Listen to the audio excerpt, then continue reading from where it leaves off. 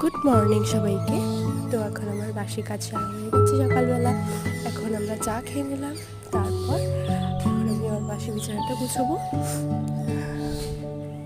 তো আমাদের এখানে ওয়েদার এখন ভালোই আছে, রোদ উঠেছে।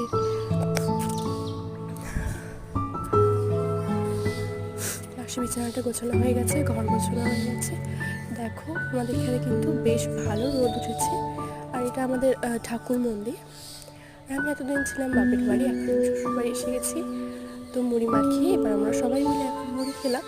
এবার সবজিগুলো কেটে নিই, রান্না চাপাবো। সবজিগুলো কেটে নিই।